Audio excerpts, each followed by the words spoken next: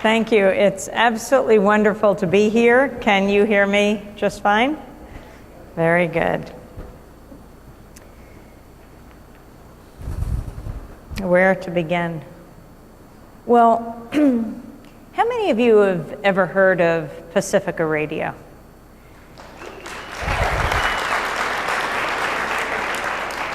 That's actually where I began. About, a quarter of a century ago. Pacifica Radio was founded in 1949 in Berkeley, California. It was founded by a war resister who came out of the detention camps after World War II and said there needed to be a media outlet that was not run by corporations that profit from war, but run by journalists and artists. And that's how Pacifica was born. The first station was KPFA in Berkeley. The second station, KPFK in Los Angeles, 1959. My station, WBAI, was born in 1960 in New York City. 1977, WPFW in Washington. 1970, the fourth of the five stations, went on the air in Houston, Texas. KPFT, that station, was the only station in the country ever to be blown up. It went on the air for a few months, and then its transmitter was blown to smithereens. It was the Ku Klux Klan. They strapped dynamite to the base of the transmitter, and they blew it up. And when KPFT got back on their feet again, they blew it up again. Now, the silver lining of this, it wasn't as if Pacifica had the money for advertising to let people know there was a new station in town, and this certainly blew it into the consciousness of the listening audience, possible listening audience of Houston. I can't remember if it was the Grand Dragon or the Exalted Cyclops, but I often confuse their titles. But he said it was his proudest act. And I think that's because he understood how dangerous Pacifica is. Dangerous because it allows people to speak for themselves. And when you hear someone speaking from their own experience, whether it's a Palestinian child, or an Israeli grandmother, an Afghan uncle, or an aunt from Iraq, it breaks down barriers. It breaks down caricatures and stereotypes that fuel the hate groups. You know, you say, it sounds like my baby or my bubba, my aunt, my uncle. You don't have to agree with what you're listening to. But you start to understand someone else's experience. And that is what's so important. That is media building bridges between communities rather than advocating the bombing of bridges. Media can be the greatest force for peace. I think the media are the most powerful institutions on earth, more powerful than any bomb, more powerful than any missile. The problem is the Pentagon's deployed the media, and we have to take it back. It's not good for the generals. It's not good for the low-level soldiers. It's not good for a democratic society. Now, what do I mean by that? Well, let's take the example of the embedding process. You know, when reporters embed in the front lines of troops. I'm not saying that those reporters aren't brave. They certainly are. They risk their lives. But what kind of reporting are you going to get when you are reporting on a group of people who you're eating with, sleeping with, your life is in their hands? You'll get reporting from one perspective.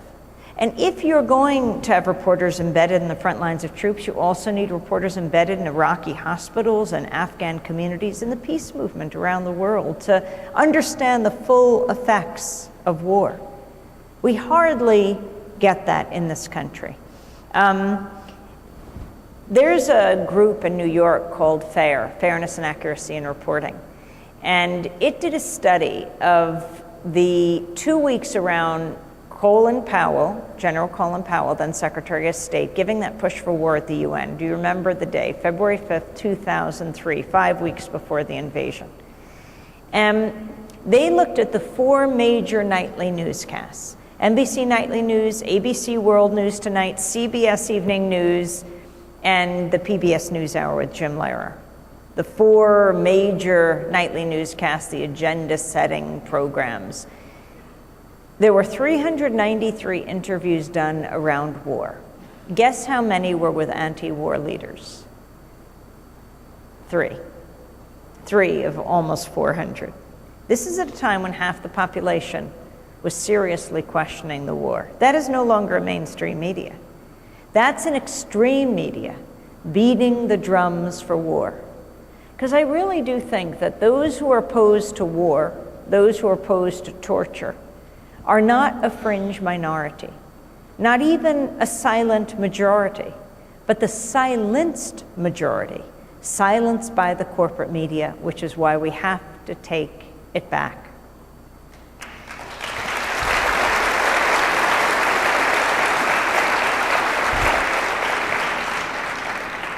My brother David and I, David Goodman is a wonderful journalist. He lives in Vermont.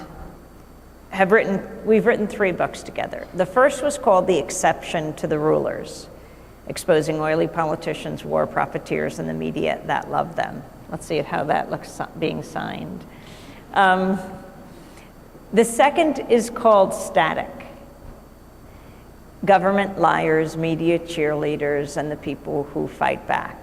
Government liars, if you're wondering where that comes from, well, you know, the great reporter, muckraking journalist, I.F. Stone, was teaching journalism students, and he said, if you're going to remember 2 words, remember governments lie. Well, we call the book Static because in this high-tech digital age, with high-definition television and digital radio, still, all we ever get is static. That veil of distortion and lies and misrepresentations and half-truths that obscure reality. When what we need is the media to give us the dictionary definition of static: criticism, opposition, unwanted interference. We need a media that covers power, not covers for power. We need a media that is the fourth estate, not for the state. And we need a media that covers the movements that create static and make history. Our third book was called Standing Up to the Madness: Ordinary Heroes in Extraordinary Times. And this is about groups of people or individuals who don't go looking for trouble, but certainly over the last decade, when trouble came to them, they did stand up. Oh, like a group of people you would want to meet in a dark alley at night if someone was threatening your civil liberties. They are the librarians of this country. And we did this story about the librarians of Connecticut who, well, when the FBI came a-knocking and said they wanted to know who was reading certain books at certain times, who was using the internet in their libraries, refused to give up the information. They said they weren't there to spy, but to help people get information. And they ended up going to court. We looked at global warming scientists, climatologists like Dr. James Hansen, who is head of the Goddard Institute for Space Studies at NASA, one of the earliest to really warn us about the Earth getting hotter, about global warming. Most recently, he's been getting arrested in places like West Virginia, protesting mountaintop removal.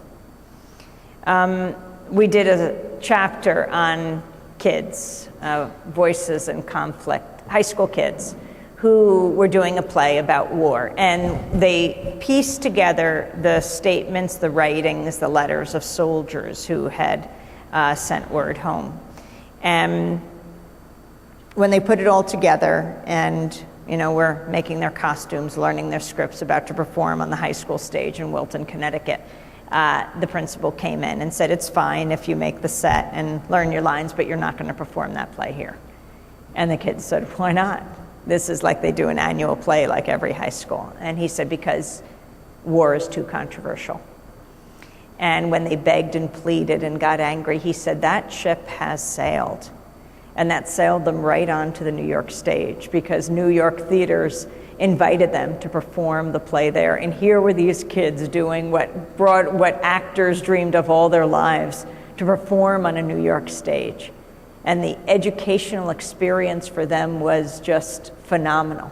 And it was about standing up. Our last book is called Breaking the Sound Barrier. This fourth book I wrote with Dennis Moynihan, who's here today, and I think he's going to be with volunteers giving out our daily digest. You can sign up to get our daily headlines and the stories that we're covering every day and news alerts. Dennis is the editor of this column that I do for King Features that is published around the country. We just finished one yesterday. Your local newspaper can pick it up, the Leader Telegram, you can ask them to. Also, Democracy Now!, our broadcast can be picked up by any station that you ask to. It's amazing how quickly it has grown. I started doing Democracy Now! 14 years ago. It was the only daily election show in public broadcasting. It was a local radio. It was a radio show that came out of Pacifica Radio. We broadcast on a few dozen stations. After the election, people seemed to want it more than before the election, because we're dedicated to bringing out the voices of people at the grassroots. And then right around September 11th, coincidentally, we started going on one public access station in New York City and Manhattan that was connected to the community media center we worked out of, which was a 100-year-old firehouse. And when we went on TV, more TV stations asked to run us. And then the radio station in town, if they weren't running us, asked to run us. And before you know it, well, we're now broadcasting on 800 public radio and television stations around the country and around the world. I hope you listen to WISE Radio, WHYS, 96.3 FM. We have a flyer you can pick up, get a bunch of them, pass them around. We broadcast every morning here on Low Power FM at 6 a.m. and noon, and we also broadcast on WIEC, Wisconsin Eau Claire, 102.7, and that's every day at, I think it's 6 p.m. You can ask your local public access TV station to run Democracy Now!, as we do all over the country. You can ask your PBS station. We run on many PBS stations, as well as Wisconsin Public Radio. You could ask them to run us as well. We're putting the public back in public media, deeply concerned about the importance of being able to bring you information that is not brought to you by, well, those entities who have a very serious agenda in trying to get out a certain point of view. Like when we cover war, we're not brought to you by the weapons manufacturers. When we cover global warming, not brought to you by the oil, gas, and coal company. When we're covering health care debate, we're not brought to you by the health insurance industry or big pharma. It is so important that we be able to project information through something other than a corporate lens, to learn about each other, and also to project to the rest of the world, and to learn about the rest of the world through something other than a corporate lens. That's independent media. We've got to break the sound barrier. There is so much at stake. So in this last book, this book of columns, we begin the book with a column I did right around the lead up to the invasion, right around the time FAIR did that study of the almost 400 interviews, yet only 3 done with anti-war leaders, around Colin Powell giving his push for war at the UN. Well, it's a column about a tapestry that hangs at the UN Security Council right outside of Guernica. You know Pablo Picasso's famous painting, the Guernica, which is based on the Spanish town that was bombed during the Franco years.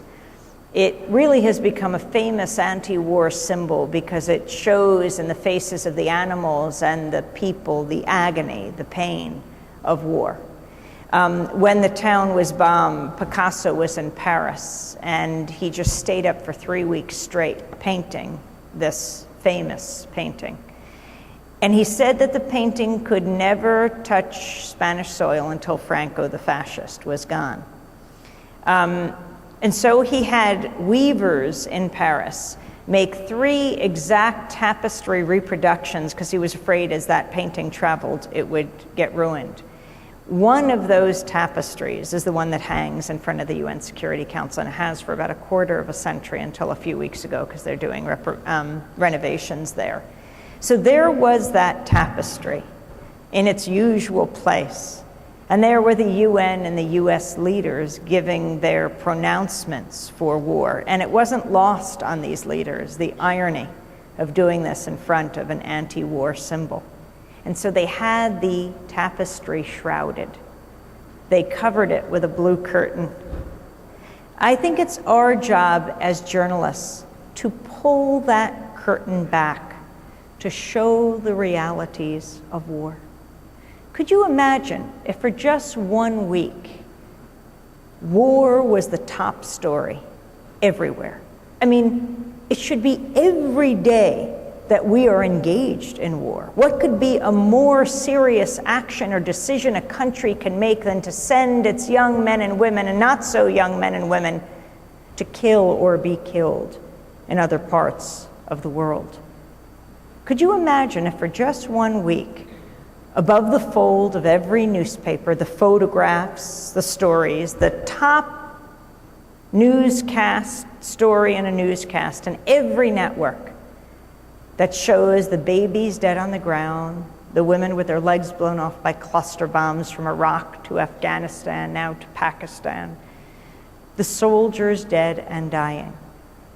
For just 1 week, Americans are a compassionate people. They would say no. War is not the answer to conflict in the 21st century. It's our job to show the reality on the ground. And that's what we miss in a media where, well, you turn on television, I assume, and it seems like even with all the hundreds of channels, you still get this small class of the chatterers everywhere, right?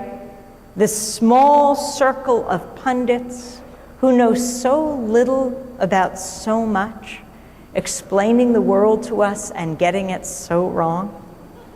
No, the issues we are grappling with today are too important. That's why I think Democracy Now! Has taken hold like it has, from a couple dozen radio stations to now, well, we're moving in on 1,000 radio and television stations. We just came from Cochabamba last week, Bolivia. We were there because, well, in December, we were in Copenhagen. And how many of you, by the way, listen to or watch Democracy Now!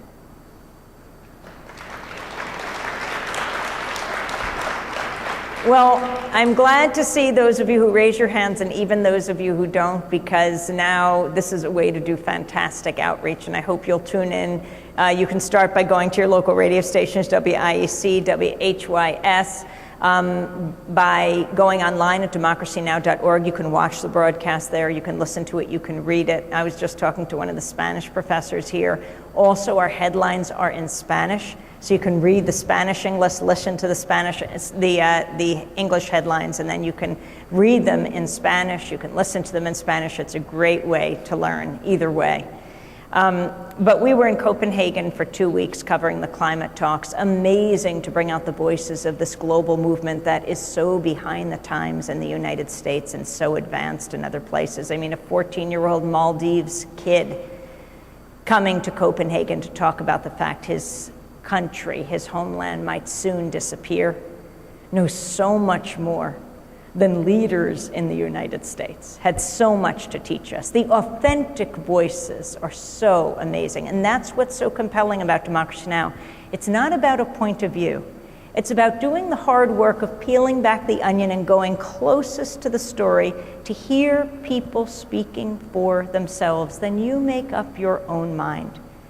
It's not people pontificating, it's not people sort of guessing about what you might represent or someone else doesn't represent. It's letting people speak. You know, in something other than the 8 or 9 second soundbite, which is the average, what can you get in that amount of time? You get the repeated, the well, what's called the common wisdom, that consensus that is not so wise. You can say something like Saddam Hussein is like Hitler. I said that in 4 seconds, and I'm ready for prime time. I can say something that everyone understands in a few seconds.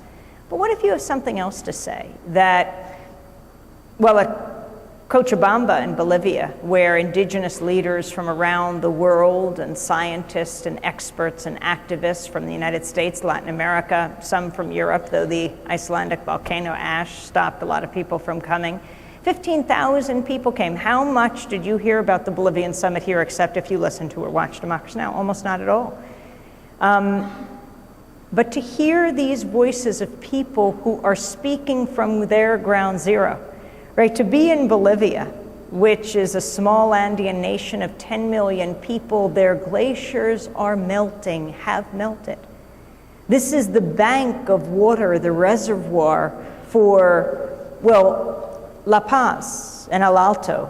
El Alto, the highest commercial airport in the world. This is the largest urban area in Bolivia. Their glaciers have melted. Where are they going to get their water in the future? And so they are paying a price for greenhouse gas emitters from the north, and they are in the south. They didn't do this to themselves, but now they are paying the price. And there are very serious questions being asked. And they're about climate debt, the debt that the north owes to the south, the greenhouse gas emitters. What are we going to do? If we're going to live the lives we live, how are we going to pay back reparations to the people who are suffering? And they're talking about a climate justice tribunal, trying entities, whether countries or corporations or maybe even individuals, who are responsible for this, because we all have to live on this planet. That's the beauty, by the way, of a globalized media, grassroots globalized media, is we can talk to each other, which is also why network neutrality is so important. That's the buzzword for keeping the internet open and free for everyone. You know, it shouldn't be that if you go to google.com, you can go right to that, democracynow.org, maybe it'll take 15 minutes, and if you want to go to a Dalit website of Indian women, it might never come up at all. No. This was developed with public resources, and it should stay in the public domain, and we should not allow the cable companies and the telephone companies to write the legislation in Washington that would privatize a global resource that is our means of talking to the world.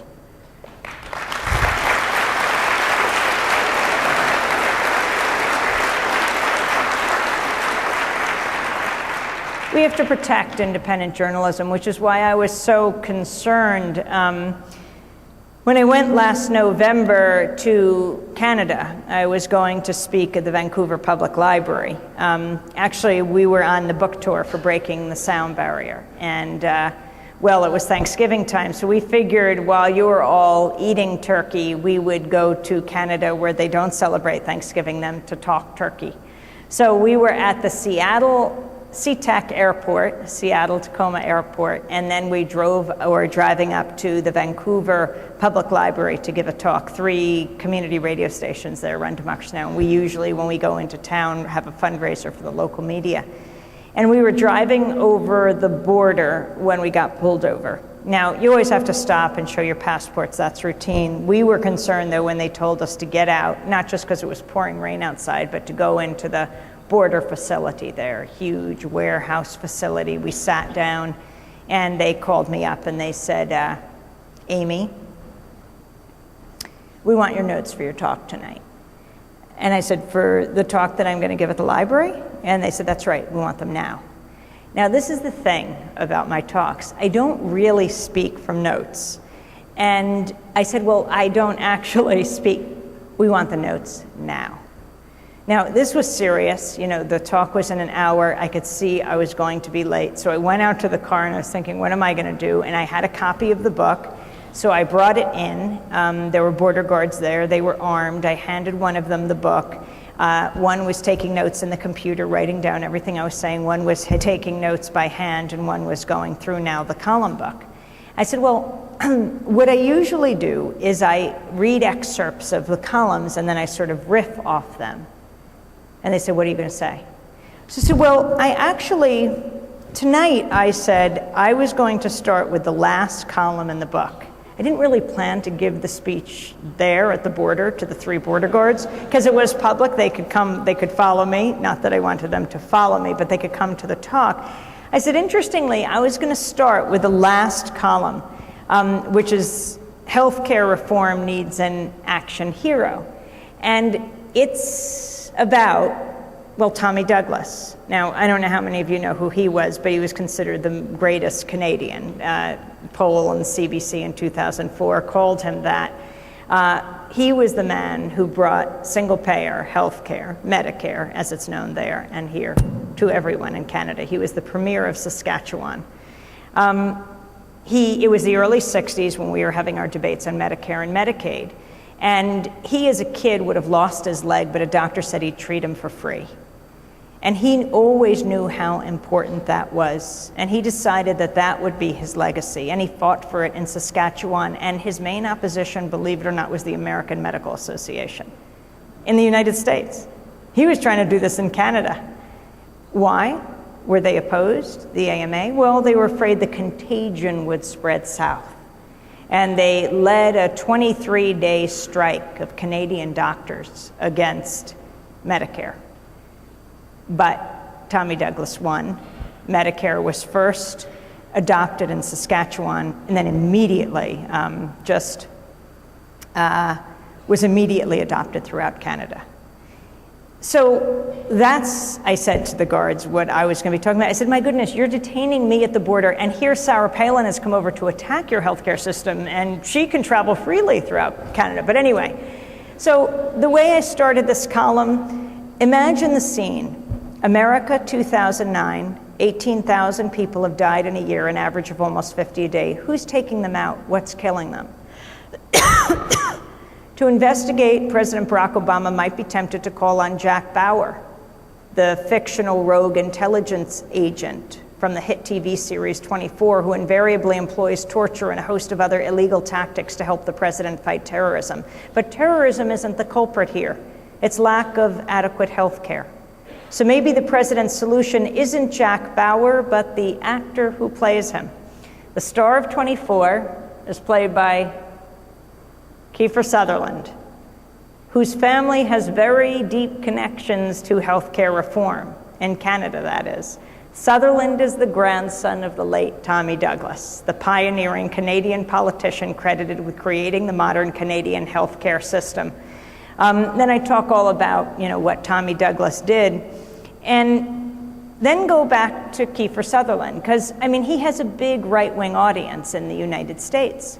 Imagine if he spoke out. For example, Rush Limbaugh, Fox News Channel's Glenn Beck, and insurance industry-funded groups are encouraging people to disrupt town hall meetings with members of Congress. You remember the number of confrontations becoming violent or at least threatening. Outside President Obama's Portsmouth, New Hampshire event, a protester with a pistol strapped to his thigh drew further attention with a sign that read, "It's time to water the tree of liberty." Thomas Jefferson's complete quote, not included on the sign, continues with the blood of tyrants and patriots.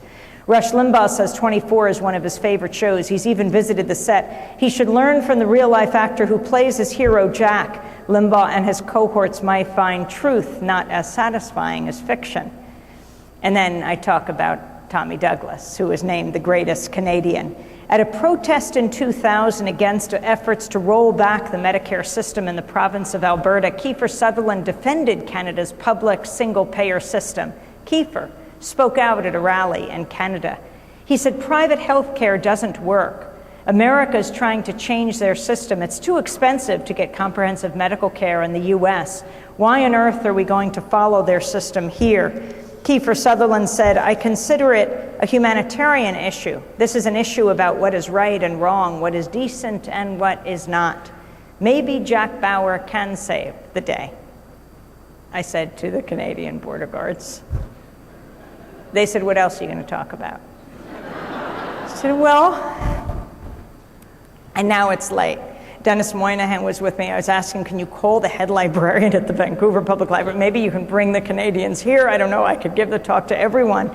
Thank goodness, by the way, for Canadians, because they all went out for a beer and came back a couple hours later to hear the talk. But that's giving it away. Then you'll get the sense that I actually made it there. And I eventually did, but not before they said, what else are you going to talk about? So I said, well, I'm going to talk about global warming. It's a very serious issue. What else are you talking about, they said. I'm going to talk about the global economic meltdown. You must have felt that here, I said to the guards, typing, writing, one is reading. What else are you talking about? I said, well, I will probably talk about, and I thought maybe this is the trigger, I will talk about the wars in Iraq and Afghanistan. What else are you talking about? The guard said. I said, well, that about sums it up. It's only an hour talk. And he said, are you denying that you're going to be talking about the Olympics? Now, anyone who knows me knows, like, I don't really go in for organized sports too much. Not as a spectator. I like to play sports. I'm sorry to say this in an arena here, but no, I actually I used to go with my father to watch basketball games when I was growing up, especially in high school. So I really loved to watch basketball. But I didn't exactly even know what he was talking about. So I looked at him, I said, you mean when President Obama went to Copenhagen to try to get the Olympics in Chicago? Now this was in Thanksgiving time.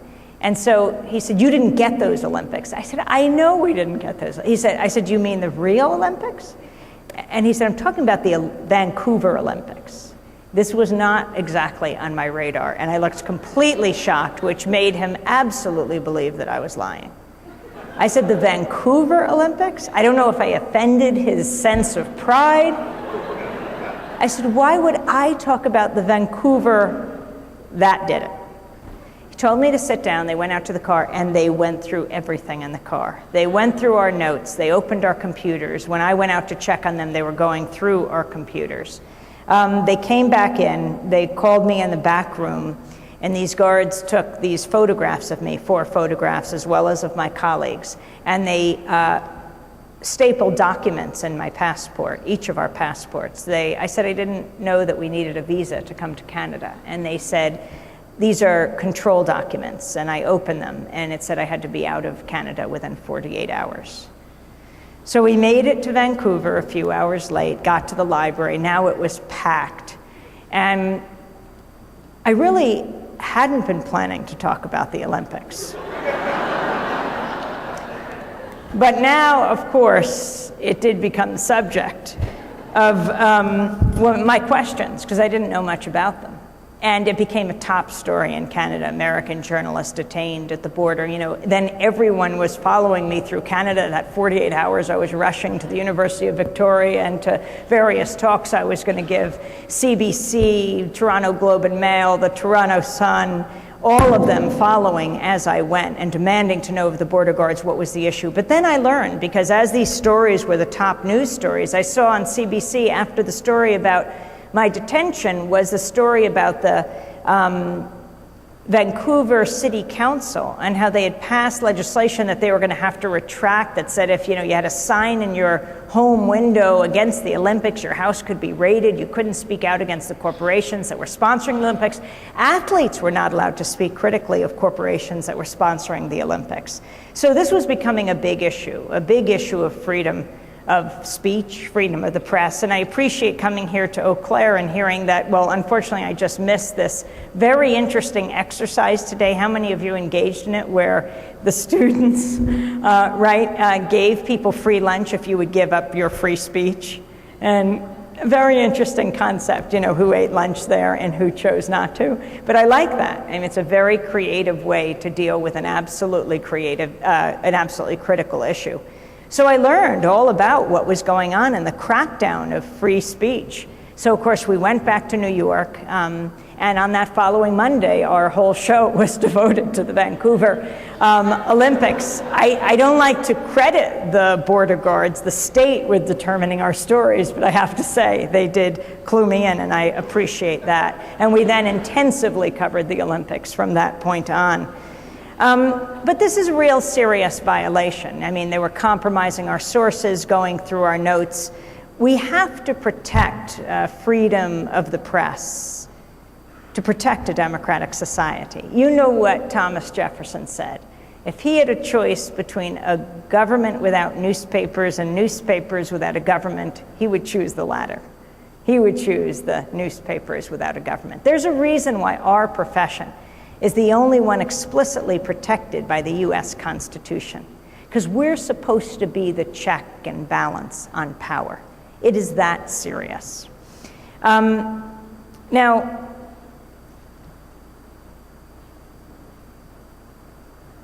about a year before what happened in Vancouver, and it was interesting to fly into Minneapolis, St. Paul today, because it very much brought me back to the Democratic and Republican conventions. You know, Democracy Now! Covers all the conventions. The whole team comes out, and we have a remarkable team of reporters and producers. You know, if you watch or listen to this daily hour broadcast, unembedded, independent, investigative, international news hour, it could not be done without the team of dedicated people who are completely committed to the mission of independent journalism and how important it is. So we headed to Denver for the Democratic Convention, and then we flew to St. Paul. And when we got to St. Paul, you know, the Republican convention began on Labor Day. And the first day of the Republican convention, that Monday, it was a beautiful blue sky day. And in the morning before the convention began, 10,000 people marched from the St. Paul City Hall to the convention center for peace against war. There were also marches, by the way, in Denver, and we covered those as well. So this was a completely peaceful march. Interestingly, it was led by soldiers, and soldiers who were taking great risks, some of them wearing their uniforms but saying war was not the answer, some who'd resisted going, and the numbers of soldiers, by the way, who've resisted going to war, it's a big untold story. Well over 8,000 have resisted, have said no. But then there are those soldiers who have gone to Iraq or to Afghanistan, have come back and lead the movement against it, particularly the organization Iraq Veterans Against the War. And some of them in full military regalia marched, and thousands of people followed them, and they spoke out against war as an answer to conflict. And we were covering all of this. We were with our microphones and our cameras. And then I went to the convention floor because the convention was beginning, and my colleagues went back to, we were broadcasting out at SPNN, St. Paul Neighborhood Network, the public access station in St. Paul. We had brought a truck. We were going to be broadcasting each day a 2-hour special. And my colleagues went back to digitize tape. I was on the convention floor with one of our cameramen, and I was interviewing delegates from the hottest state, from Alaska. And I got a call on my cell phone. Our senior producer, Mike Burke, said, come quickly to 7th and Jackson because Nicole and Sharif have been arrested and I think they're hurt. Nicole Salazar, our multimedia producer, Sharif Abdel-Qaddous, our senior producer. He said, what are you talking about? And I raced off the convention floor. I had all of my credentials, you know, that allow me to interview presidents and vice presidents. You know, they're hanging around my neck, and delegates, and the cameraman is running with me. We're running down the streets. We get to 7th and Jackson, which is a big parking lot. And the riot police have surrounded the parking lot. They have it fully contained. I raced up.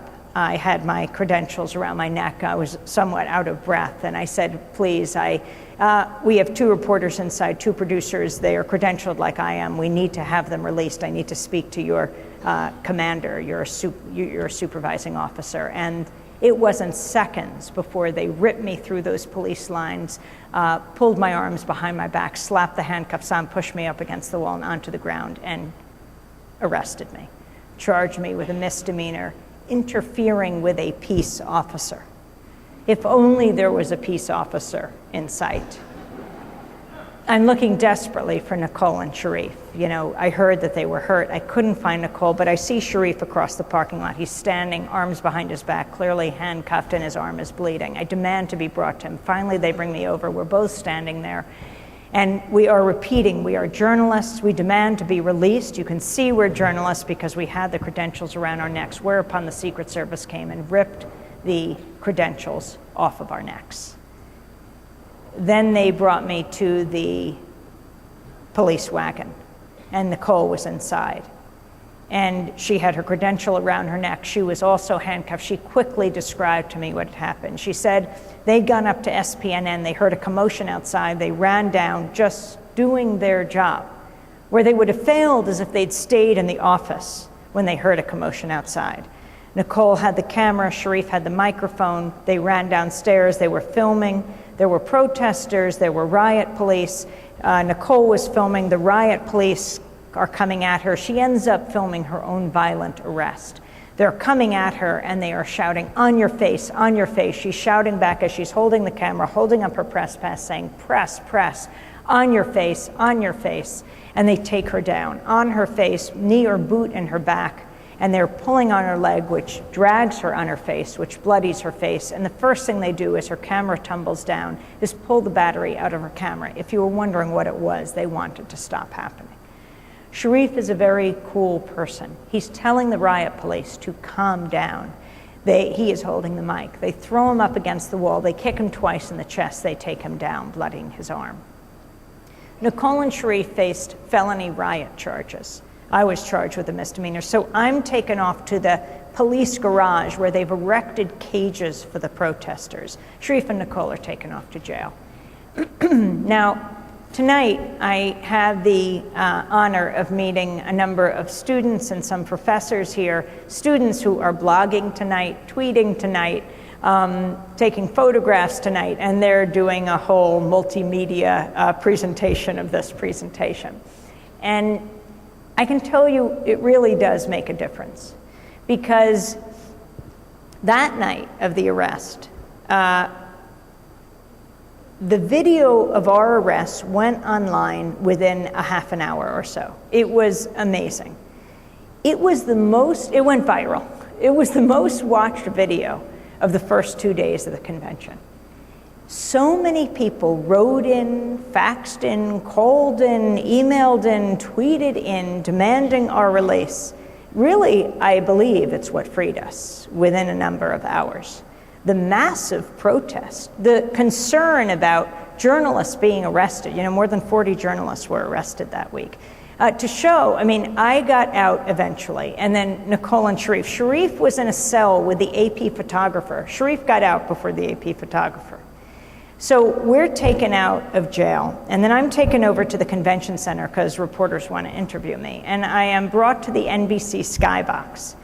And after I told the story on camera and the camera's closed, an NBC reporter was standing next to me, and he was listening, and he looked very puzzled. And as soon as the camera was turned off, he said to me, "I don't get it. Why wasn't I arrested?" I said, "Oh, were you outside covering the protests?" And he said, "No." I said, "Well, I'm not being arrested in the skybox either." See, as Woody Allen says, 90% of life is just showing up. First, you got to go out there. And that's not a minor point. It's our job to be on the convention floor, to cover what people are saying, what the delegates are saying, what the debates are on the floor, the orchestrated message of the parties. It's our job to try to get into those corporate suites. Who's paying for all of this? For the Republican Governors Association, for the Democratic Senate Campaign Committee? I can't tell you how many doors I had slammed in my face as I tried to make my way into these little parties and just find out who was paying for the strawberries and the champagne. And it's also our job to be in the streets, right? Because those are the uninvited guests, and there are thousands of them. And they have something to say as well. Democracy is a messy thing, and it's our job to capture it all. And we shouldn't have to get a record to put things on the record. That was my experience in St. Paul. These are serious times. We are dealing with very serious issues. And unfortunately, the corporate media in this country, the range of debate is so narrow. It represents, when you're watching TV, you say, who do they represent? This very narrow range of opinion between the corporate Democrats and Republicans in Washington. And I'm not saying they're all corporate Democrats and Republicans, but this narrow range of debate between them. So, for example, in that lead up to the invasion, why you had so few voices that were opposed to war, even though half the population was opposed to war, is if you look at the leading Democrats, they joined with the Republicans. Remember October of 2002, a few months before the war, in voting to authorize the war. That was Hillary Clinton, John Kerry, John Edwards. They all voted to authorize war. And that's the range of opinion we get. You think the media gets better when you hear more of a debate, perhaps during the last election. It's not that they are changing the media. It's that the Democrats try to distinguish themselves from the Republicans during an election year. And so it seems like the media is changing, but the debate is opening up a bit. And of course, you had the candidate Barack Obama who had opposed the war in Iraq. And so that point of view came more and more to the fore and was more and more repeated. Now, this issue of President Obama and what he represents and how significant it was that he was elected and where we are today, I think is important to address. I mean, there is no question what happened on Election Day in 2008 was historic. The first African-American president in this country, in a country with a legacy of slavery. This cannot be minimized with the change this will mean. It's interesting, I was just in Bolivia in Cochabamba, and the person who convened the People's Summit was President Evo Morales. I asked him what he thought of President Obama. His response was, what the United States just did to Bolivia and Ecuador is they cut off millions of dollars of funding to these two countries because they would not support the non-binding Copenhagen Accord. And the reason Bolivia and Ecuador wouldn't support it is that because it was non-binding, it didn't go far enough. This is democracy in action. Countries can decide what to do, but if they make the wrong decision from the US point of view, they will get their money cut off. And a number of the millions of dollars were for climate change projects, ironically enough. President Morales was not very happy. The foreign minister, by the way, of Ecuador spoke at the big Earth Day rally in Cochabamba, and he had something very interesting to say. He had $2.5 million cut off to his country by the US. He said he would give the United States $2.5 million if they would sign on to the Kyoto Accord. So President Morales, in response to my asking what he thought of President Obama, he said, I want to know how the first African-American president of your country can discriminate against the first indigenous president of our country. Evo Morales is the first indigenous president. After President Obama was elected, and again, it can't be minimized in all sorts of ways. I mean, to have a community organizer as president, now parents all over the country are saying to their kids, maybe you could be a community organizer too. But what does it mean when a community organizer, the community organizer in chief becomes the commander in chief? Who does the community organizing? What about when you disagree with the person that perhaps you did organize for, you did go out for, and young people especially, millions of young people? The anti-war movement found a voice, organized, put everything into the man who was elected president, who, as he was winning the Nobel Peace Prize, announced the surge in Afghanistan, tens of thousands of more soldiers, to make President Bush's war Obama's war. And people scratching their heads, how could this be? Well, you don't have to ask that question, because democracy works really at the grassroots. It's up to you to make the difference. It's up to you to determine where your country goes, not that one person in the White House. I was invited on CNN a few weeks after President Obama was elected, but before he took office. Remember when the Obamas went to the White House and met with the Bushes? So it was the afternoon I was on CNN, and they wanted me to comment, and I'm looking at the screen, and there's some chatter in the show, and they asked me about something that had nothing to do with that, but I am watching Barack Hussein Obama and Michelle LaVaughn Robinson Obama walk into the White House for the first time since he was elected. And I said, wait a minute, we have to take pause. Barack Hussein Obama, Michelle LaVaughn Robinson Obama, her grandfather came from South Carolina. She is the descendant of slaves. Malia and Sasha, their children, are the descendants of slaves. And they're going to move into the White House, which was built by slaves. Let's just take pause. It is truly amazing what took place. But then it made me think about a house not so far from the White House, a couple of hours away on the eastern shore of Maryland, in St. Michael's, Maryland. You know, Frederick Douglass, the leading abolitionist in the United States in U.S. history, was born in the eastern shore of Maryland, and he was enslaved as a youth and a teenager. And it might not surprise you to know that Frederick Douglass was a troublesome slave. So he was handed over to a man called a slave breaker, whose name was Edwin Covey.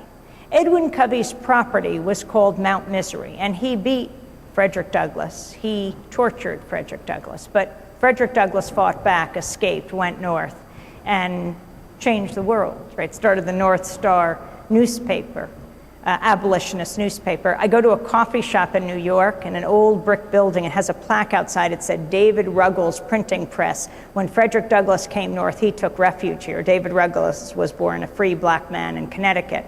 And Frederick Douglass, it's interesting, both men found the press as their means of liberation because information is power. But that property, Mount Misery, where Frederick Douglass was held and tortured and beaten, that property, Mount Misery, is owned by Donald Rumsfeld. It's his vacation home. He bought it in 2003 to be near his close friend, Vice President Dick Cheney, who vacations just down the road. Yeah, it's a little bit amazing. And I learned about this, I researched it online, and so I started to talk about this. But you know, as a journalist, I thought, I have to see this with my own eyes. By the way, the internet is an invaluable resource, but it can also be a global rumor mill. And especially for you students in the audience, you have to double and triple and quadruple check everything you read. Just because it's in print doesn't mean it's true. I learned that particularly growing up reading the New York Times.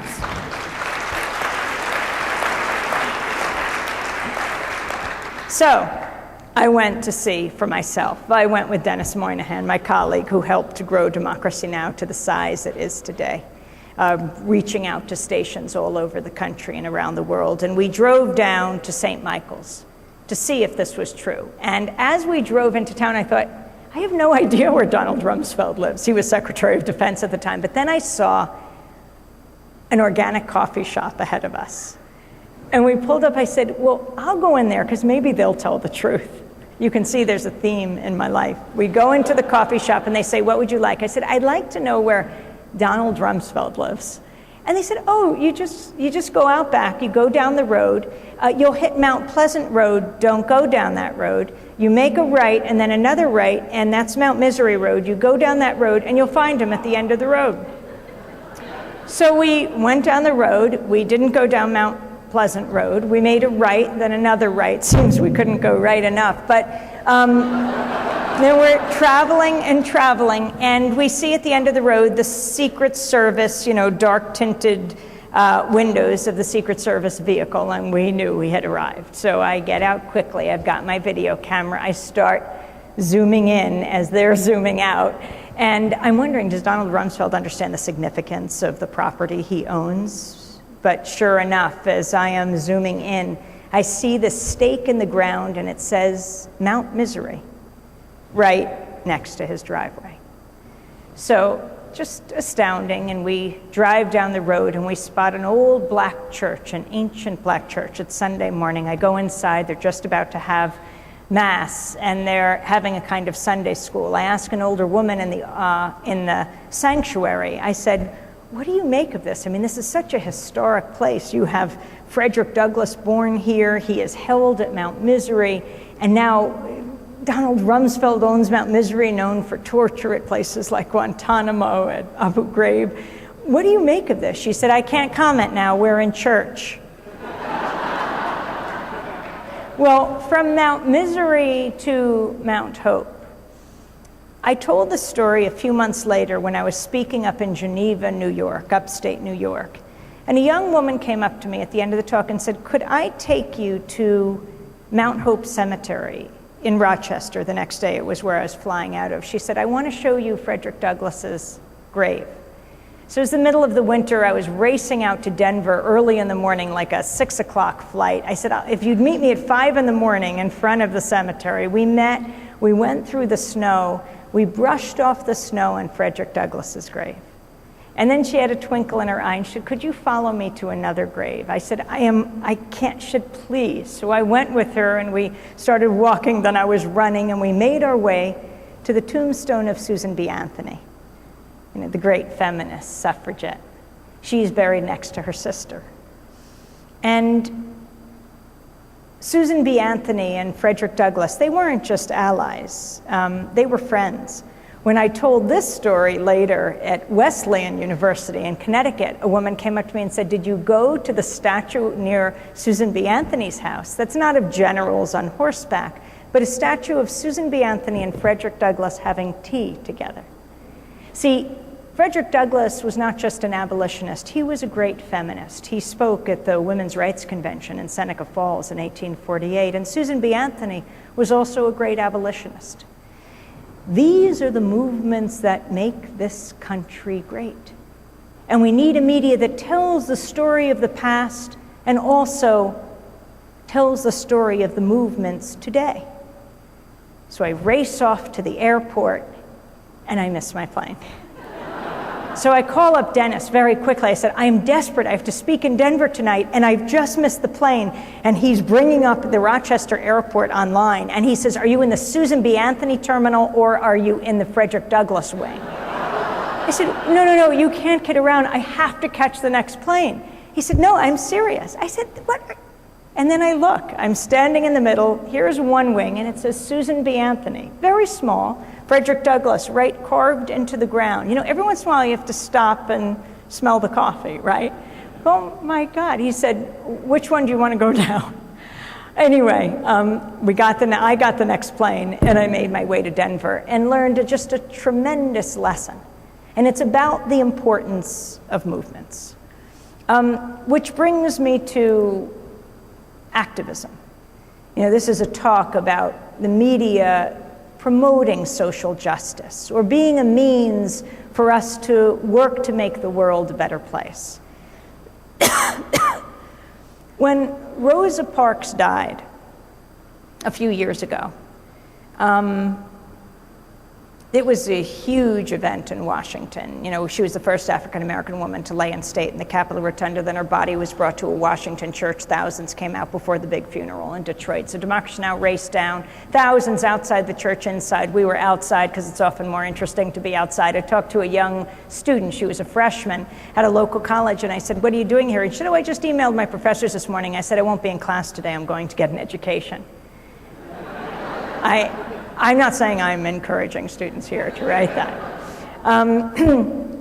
But Rosa Parks was remarkable. And I have written about her. We begin standing up to the madness about her. You might say, why? This is one story that everyone does know. December 1st, 1955, Rosa Parks sits down on the bus in Montgomery, Alabama. And when the white bus driver tells her to get up so that a white male passenger can sit down, she refuses.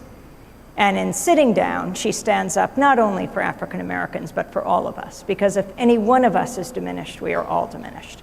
And the media tells that story. But when Rosa Parks died, they got it wrong, once again. Yes, they said that she had done a historic thing. She launched the modern-day civil rights movement. But they said that she was simply a tired seamstress. She was no troublemaker, they said. That's where they got it wrong. Rosa Parks was a world-class troublemaker. She knew exactly what she was doing. She wasn't just a tired seamstress. Sure, she was sick and tired of what was going on. She was the secretary of the local NAACP. She worked with E.D. Nixon. E.D. Nixon came out of radical labor politics. He was one of the organizers of the Brotherhood of Sleeping Car Porters. He worked with A. Philip Randolph, one of the greatest organizers of all time, who organized the 1963 March on Washington. First, he organized the Brotherhood of Sleeping Car Porters, the porters and the trains, all mainly African American. on the Pullman cars, George Pullman. In fact, they were all called George. That's not what they were named by their mothers, but that's what they were called when they worked, which is why they had to organize, among other things. And A. Philip Randolph organized them. And the reason I tell this story also, aside from the importance of movements, is that well before Barack Obama became president, when he was running for president, he was in the backyard of a Montclair, New Jersey house at some fundraiser. 100 people come out, not clear he's going to be president. And he's taking questions. And the last question was from a man who said, "What are you going to do about the Middle East?" And Barack Obama repeated the story of Eleanor Roosevelt taking A. Philip Randolph to meet FDR. And A. Philip Randolph told him about the struggle of black people in this country, about the struggle of working people in this country. And FDR said to him, "I don't disagree with anything you have said, but you'll have to make me do it." And that's what Barack Obama responded to the question about the Middle East. Make me do it. That's democracy in action. So whenever someone says, "What do you think about the president?" in this case, President Obama, you have to turn it back on yourselves and on your friends and on the person who's asking the question. Not what is he going to do, but what are you going to do? I think that for a long time, people have felt that they've hit their heads against a brick wall. And then Barack Obama was elected, and that wall became a door. But the door is only open a crack. And the question is whether you will kick it open or it will be slammed shut. That is up to you. And it's up to the media to document the movements that are pushing in all directions that will determine which way that door swings. So back to Rosa Parks. The media gets it wrong because she is a first-class activist. She knew exactly what she was doing. She trained at the Highlander Center where Dr. King trained, black and white together, to challenge the racist laws of the South, to challenge segregation. She had sat down on that bus before and refused to get up. Other women had sat down and refused to get up. But you never know when that magic moment will come. But when it does, if you have been involved in movements and activism, you will help determine the course of history.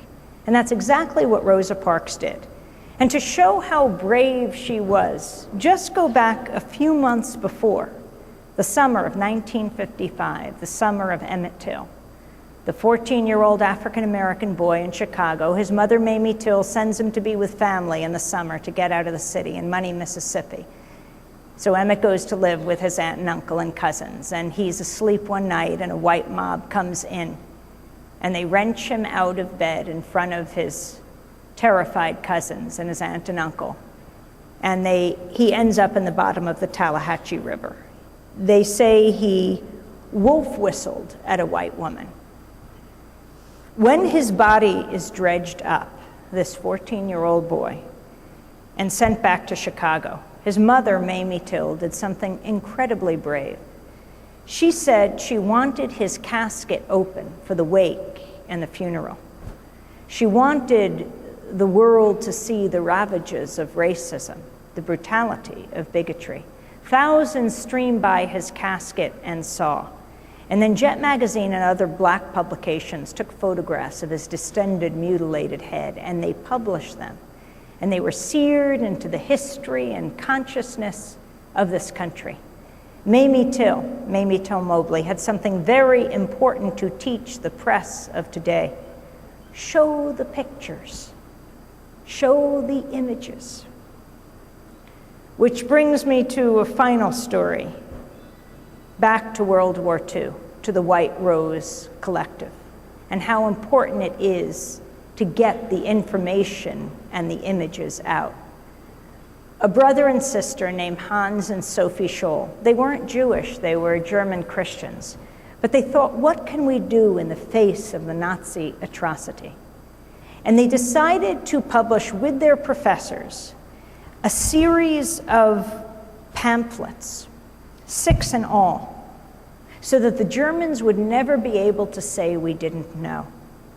On the 4th pamphlet was written across the top, "We will not be silent." Hans and Sophie Scholl and their professor were captured by the Gestapo. They were charged, they were tried, they were convicted, and they were beheaded. But that philosophy, that motto, should be the Hippocratic oath of the media today. We will not be silent. Democracy Now!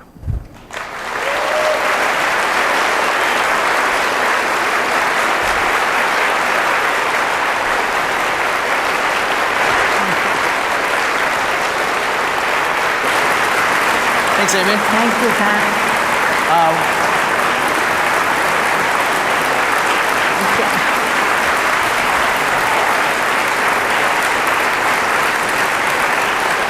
Well, at this time, we'll take questions from the audience. If you can move to one of the microphones at the head of the arena. In the interest of time, please limit yourself to one question, but step on up.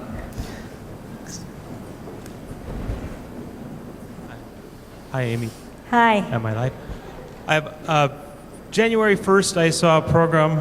My sister insisted that I watch it. It was on Fox News. It was called Global Warming, or A Lot of Hot Air. I taped the program, saved it, and since then I've been more and more angry at how the distortions can be pushed by that news organization. I was wondering if you could tell a bit of the story, because I think some of the players have appeared on your program. Briefly, 1998, a pair of investigative journalists, husband and wife, did a story on bovine growth hormone, BGH, documented it very well how it was impacting reproductive organs on frogs. Monsanto, a sponsor, protested and asked that they drop it. They refused. They were fired. They took it to court. They won $400,000 in settlements. Fox and their lawyers and Monsanto, the team, appealed and appealed again and appealed finally in 2003 with the argument for First Amendment rights of freedom of speech. They argued that they had the right to express whatever opinion they wanted, be it true or not. They had the right to express that. And since then, I guess there's no such a thing as lying on the news, because you have the right to distort. Are you familiar with that case at all? Yes, we interviewed the reporters involved, and this is why I like to come out to different communities all over the country, because you clearly have the answers. That was a very good description of what happened to these reporters being silenced in a series that was heavily promoted by Fox. They were in Florida investigating bovine growth hormone. They were inspired because it was actually the two reporters were married at the time, and they were looking at their kid having his cereal with his milk, and they started to think, what's in the milk that he's drinking? That they were encouraging him to drink, like drink your milk. And the series had not only been developed, they were researching it, they had finished it, it was heavily advertised, and then it was pulled because of pressure from Monsanto.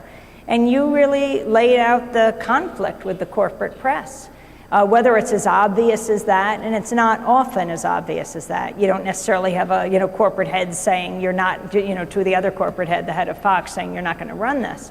It's much more subtle than that often. It's a young reporter knowing what will allow him or her to make their way up the corporate ladder. What stories will marginalize them? What stories will bring them forward?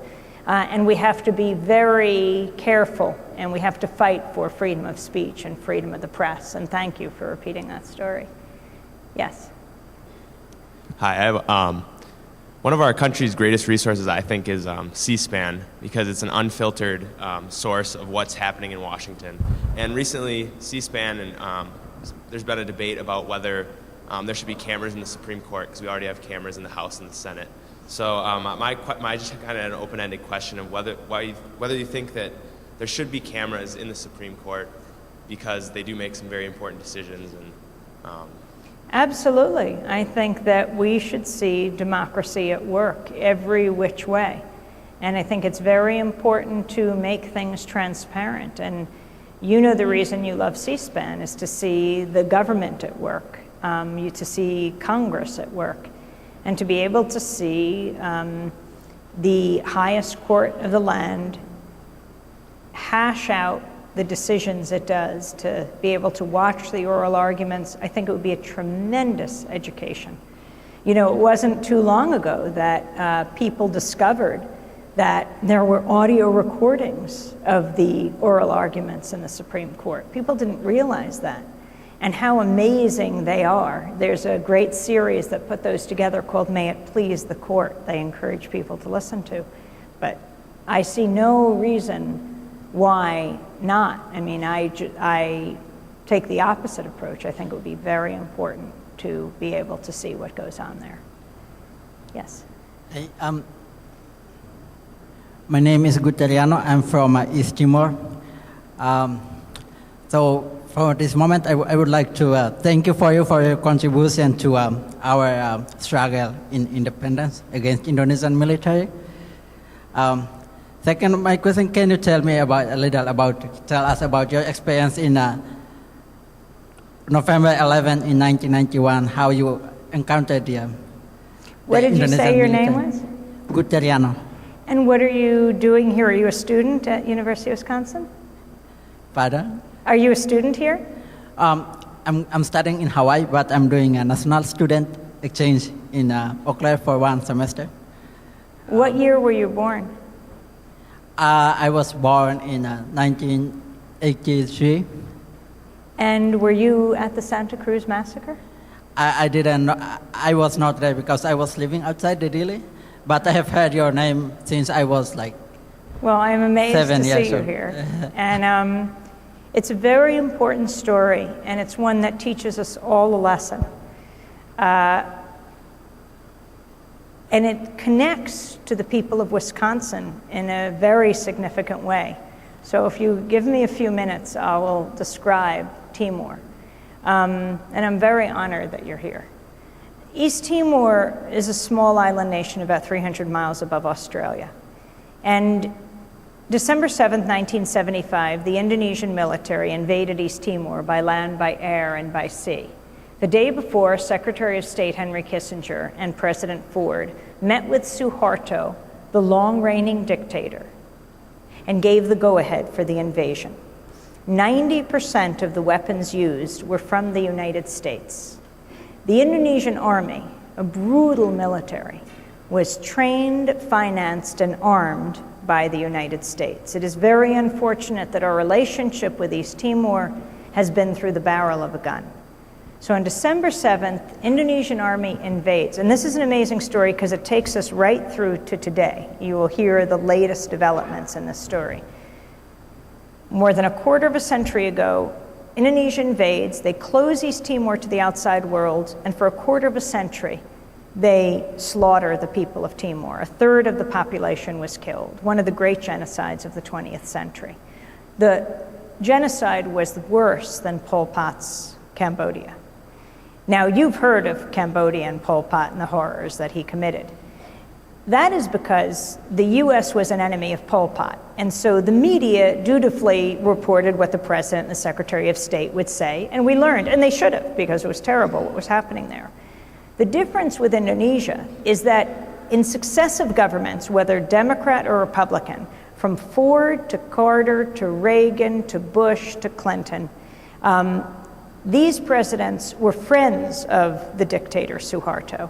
Corporations were doing their business, from Nike to Reebok to the spice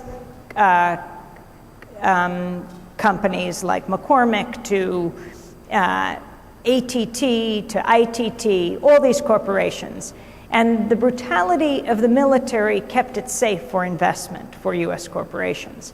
So anyway, East Timor is closed to the outside world. In 1990 and 1991, I got a chance to go to Timor. It had been 17 years since the invasion, and I wanted to know what was going on inside.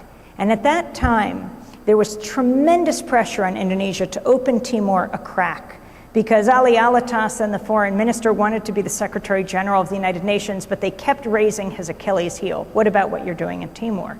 So they had to show that it was an open society, which it wasn't. And me and my colleague, Alan Nairn, Alan was writing for The New Yorker, I was working for Pacifica, we wanted to do a documentary, went to Timor. We went in 90, and then we went in 1991. in the end of October 1991. We got to Dili, the capital of East Timor, and we first went to the main Catholic church, the Motayal Church, the flagship church of Dili. We went to Mass, and the women were crying in the Mass. We didn't know why. Is this the standard sorrow of Timor, or had something happened? And we learned right afterwards, after the Mass, that the Indonesian military had surrounded the church the night before and killed a young man inside named Sebastião Gomez. See, all the young people, many of them had taken refuge in the Catholic churches, the only civilian institution left standing. You know, the unions were wiped out. Any assemblage was prevented, but the churches were allowed to stand. And so people took refuge in the church because they wanted to speak to the UN delegation that was supposed to come after 17 years of the killings. And they wanted to say what was happening as this UN delegation was going to investigate the human rights situation, which is why we had gone to see how the military was preparing for this delegation. We learned Sebastião, this young man, had been killed. The next day, Bishop Bello, who would later win the Nobel Peace Prize, held the funeral for Sebastião. 1,000 people came out. And then in this country where there was no freedom of assembly, no freedom of speech, no freedom of press, the people marched after the Mass and followed the family carrying the casket to the cemetery. People were terrified, but they were exhilarated. It was about 4 or 5 in the afternoon. They buried Sebastião at the Santa Cruz Cemetery and went home. Alan Nairn and I went around the country then for the next 2 weeks to see how was the military preparing for the delegation. Everywhere we heard the same story. We will kill you if you speak to the delegation. Bishop Bello told us that they said, we will kill your family to the 7th generation. That was the nationwide death threat that was issued. Then came November 12th, 1991, 2 weeks after Sebastião was killed. And at that point, it became clear the UN delegation would not come. Later we learned it was at the behest of the United States. For the first time, word would get out about what was happening in Timor. And the people, especially those that had gathered in the churches, didn't know what to do. They were marked men and women then, because they had taken refuge to speak to the delegation, and the Indonesian military now knew who they were. So they decided to march once again to retrace their steps from the Motayal Church to the cemetery. It was November 12th. It was 8 in the morning. Well, 6 in the morning was the Mass, and Alan and I went, and they had the Mass, and it was so large that the priests went outside under the trees to give communion. And then the people, kids, girls in their Catholic school uniforms, boys in their Catholic school shorts, started to march to the cemetery. And they pulled out of their blouses big bed sheets that they'd painted on why the Indonesian military shoot our church. They appealed to President Bush, that was George H.W. Bush, to the United Nations, anyone to do something about the killing. And they marched to the cemetery the same way they had 2 weeks before. But thousands more joined. A cross-section of Timorese society. The girls in their Catholic school uniforms, old women in their traditional Timorese garb, holding the banners up on each side. And they marched through this geography of pain. That was Dili, the capital, where every other building, a police barracks where Timorese were held and tortured, or an army compound where Timorese were killed, or even the hotels where Timorese were held hostage at the back, or officers' homes where Timorese women were raped and forced to bear their rapist child. And they marched, and they got to the cemetery, and they had their hands up in the V sign. Viva East Timor, Viva Sebastião, Viva Independence. It was 8 in the morning, November 12th, 1991. Thousands were now at the cemetery. We were interviewing people. Why are you doing this? Why are you risking your life? We would say. And the young man would say, for my mother, for my brother, for my sister, for my village. It was wiped out.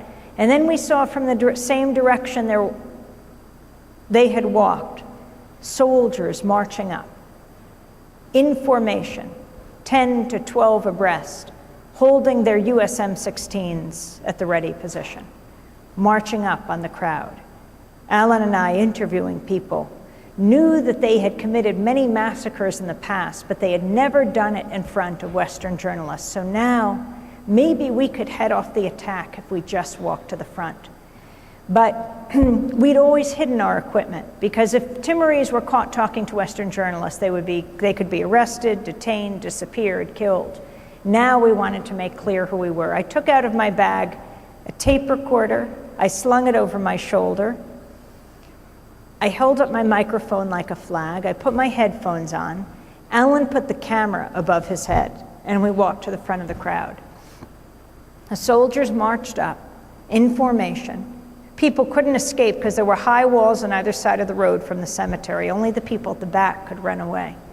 The soldiers marched up without any hesitation, without any warning, without any provocation. They swept around the corner past us and opened fire on the crowd, gunning people down from right to left.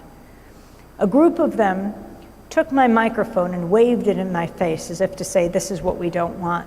And then they slammed me to the ground. Alan took a photograph of them opening fire on the crowd.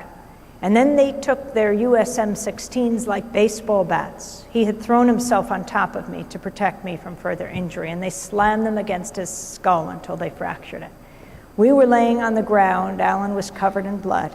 And they put the guns to our heads in firing squad fashion, and more joined in this firing squad. And they shouted, "Australia and politique." Politique, because they were saying we were political to witness this. But that's our job as journalists, is to go to where the silence is. They were also shouting Australia. They wanted to know if we were from Australia. We knew what this meant. 17 years before, right before the invasion in '75, there were 5 Australian-based journalists covering the lead-up to the invasion in a town called Ballybough. They lined them up and they executed them. The last Australian journalist, Roger East, was in a radio station in Dili the day after the massacre on December 8th, 1975. They dragged him out of the radio station, and as he shouted, "I'm from Australia," they shot him into the harbor with so many thousands of Timorese. The Australian government hardly protested the killing of their journalists. We believe because years later, Australia and Indonesia would sign the Timor Gap Treaty, which divided up Timor's oil between Australia and Indonesia. Oil is the source of so much pain in the world. So 17 years later, as we lay on the ground, Alan covered in blood, and they're shouting Australia at us, we said, "No, we're from America, America." They'd stripped us now of everything. The only thing I had left was my passport, and I threw it at them. They'd kick me in the stomach. When I'd get my breath back, I'd say, "America, America." And at some point, they took the guns from our heads. We believe because we were from the same country their weapons were from.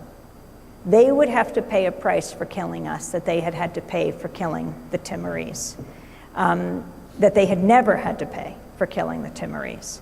And so they moved on. A Red Cross Jeep pulled up. We were able to get into the Jeep. An old Timorese man had been dragged into a sewer ditch behind us by the soldiers, and every time he put up his hand in the prayer sign, they took the butts of their rifles and they smashed his face. So the Red Cross driver picked him up, put him in the Jeep. We drove off. Dozens of Timorese jumped on top of our vehicle, hung off of the back tire, the spare tire, threw themselves on top of us, and we drove off as a human mass to the hospital. When we got to the hospital, the doctors and nurses cried when they saw us, not because we were in worse shape than the Timorese, but I think because of what we as Americans represent to the people of Timor and people all over the world. I think we represent 2 things, the sword and the shield. The sword, because all too often the US government uses weapons against defenseless people, whether we're talking Iraq, Afghanistan, or supports human rights abusing regimes like they did in Indonesia for so long with this long-reigning dictator Suharto. And on that day, November 12th, 1991, that shield was bloodied because that's the sword. The shield is the American people, and people see us as the shield. And we couldn't stop the massacre. They killed more than 270 Timorese on that day, and that was not one of the larger massacres. So we went into hiding to try to figure out what to do. We ended up at the bishop's house, Bishop Bello, where so many hundreds of people had taken refuge who escaped the killing field. And we decided We couldn't stop the killing inside the country. If we could get out, if we could get word out, maybe pressure from the international community could stop it. The whole city was shut down. We saw the jeeps rolling with the Indonesian soldiers still. There was shooting all through Dili by the soldiers. So we raced to the airport. There was one plane out that we could catch. And I mean, Alan was a mess. The bishop helped me clean him up, gave him a new shirt. He was covered in blood. We cleaned his head. It was like a bathing cap of blood under his hair. And we cleaned it enough so that the soldiers at the airport, it's a military-occupied country, so they would be at the airport, wouldn't notice that we were at the massacre. Maybe we could just get out. It was our only hope to get word out. We raced to the airport, went into the airport. They started to shout and yell. I said, we have to leave because we're going to Australia. We'd be back. Why didn't we have, luggage? We knew that they had surrounded our hotel. The one thing I had was Alan's bloody shirt. The bishop had given me a towel to wrap around my waist and put the shirt underneath. So if they denied the massacre had taken place, which they always did, what explains what happened to us? At least we would have that. And someone took 18 pictures of us, and I secreted that film away. And that's all we had to get out. And either it was a gap of communication between us, between the military at the airport and the massacre site, or they had decided not to kill us at the massacre site. They would have to pay too high a price, and now they wanted us out of the country. But we were able to get on that plane. And when we got onto the plane, the Balinese flight attendants gave me these silver bowls of water and said, clean him up. When we got to West Timor, then Bali, we had to switch to an American airline, Continental Airline. We flew to Guam, where we went to the provincial hospital rather than the naval hospital where the US wanted us to go. Because we knew at the naval hospital they cut off all communication to us for treatment.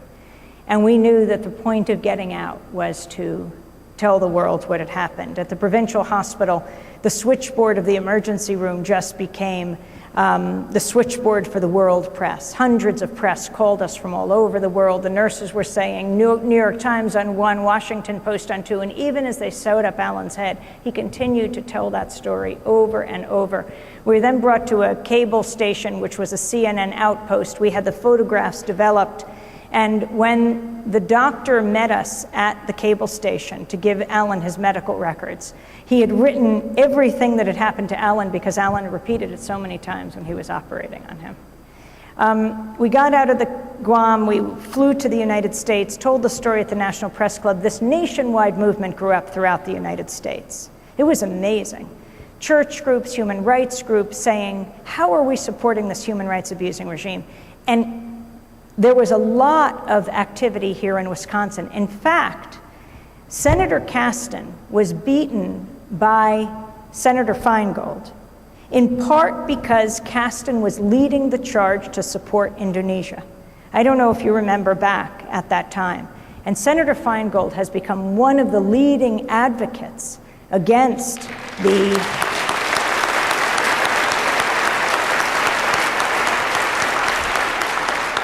human rights abusing regime of Indonesia.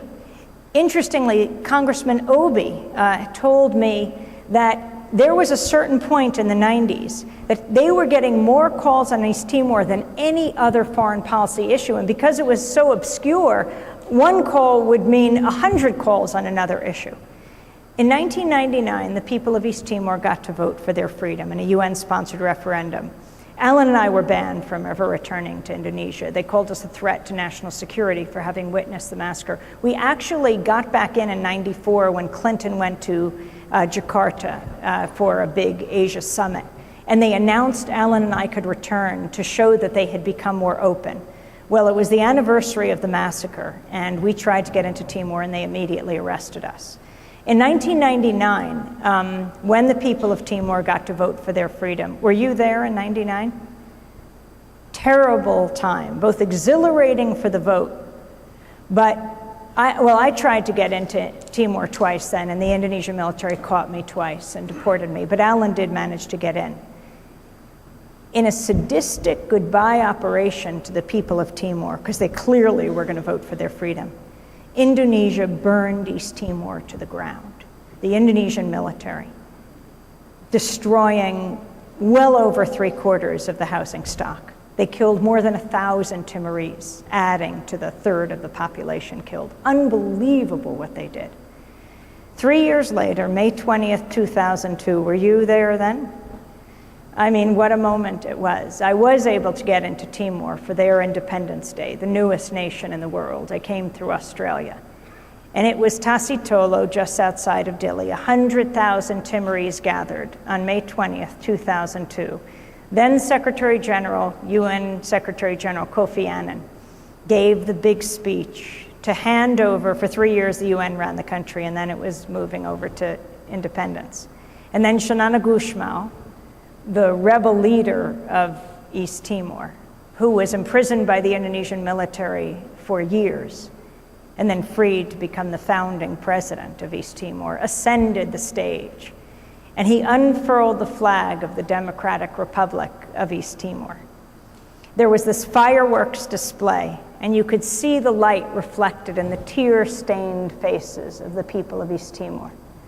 They had resisted, and they had won at an unbelievably high price, at an unacceptably high price, but they won. And they thank people all over the world for expressing solidarity and working on their governments to stop funding human rights abusing regimes. And it really is a lesson for all of us, whether we're students, professors, journalists, whether we are artists, lawyers, doctors, nurses, business people, librarians. We have a decision to make every day, every hour of every day, whether we want to represent the sword or the shield. And I'll just take the story to right now. Alan is in Indonesia. And you know when President Obama was supposed to go to Indonesia a month ago, but he couldn't because of the healthcare debate. He had to sign off on the healthcare bill. He was supposed to go to Indonesia. It was going to be a huge welcome home. You know, there are statues to Obama all over Indonesia because he went to elementary school there. Remember, his mother was a student at University of Hawaii. She met his stepfather, who was an Indonesian student. Suharto called all the students back in the 60s. And so Barack's mother and his stepfather went to Indonesia, brought Barry, Barack Obama, to Indonesia. They had their daughter, May, and he went to elementary school there. This is a very big deal for the people of Indonesia, for President Obama, the only US president to have lived in Indonesia, to go back. That's going to be the story. His trip was delayed, he'll be there in June. But what's really going on, well, Alan exposed in the last weeks, and we had him on Democracy Now!, and you can go to his blog, alainaron.com, that the Indonesian military and the feared military unit Kopassus has been engaged, not then, what I'm describing, but right now, in a series of assassinations of political activists in a place called Aceh. President Obama is trying to restore military aid to the Indonesian military and this feared unit Kopassus. He says, well, that's the military then. I'm talking about today. But Alan has exposed that the military continues its murderous, brutal ways. And so when he exposed this, it became a big story in Indonesia in the last month, the top story. Hundreds of stories are written about it. And the Indonesian military says they will now arrest Alan, and he faces many years in jail. Alan welcomed them arresting him. He said, come arrest me, and we will try this in open court, and I'll bring the generals, and I'll call the US officials, and you will defend yourselves, and if I am wrong, I will go to jail. But this is the time to tell this story. And that's where it stands right now. I just spoke to Alan earlier today. It's a very dangerous situation, and we will see what happens when Obama goes. But behind the scenes, he's in a fierce battle with Senator Leahy and others in the Congress to restore military aid to the Indonesian military. And it's a very, very serious problem. And the people of Wisconsin can weigh in as you have in the past. Anyway, it's very nice to see you. I'm just going to...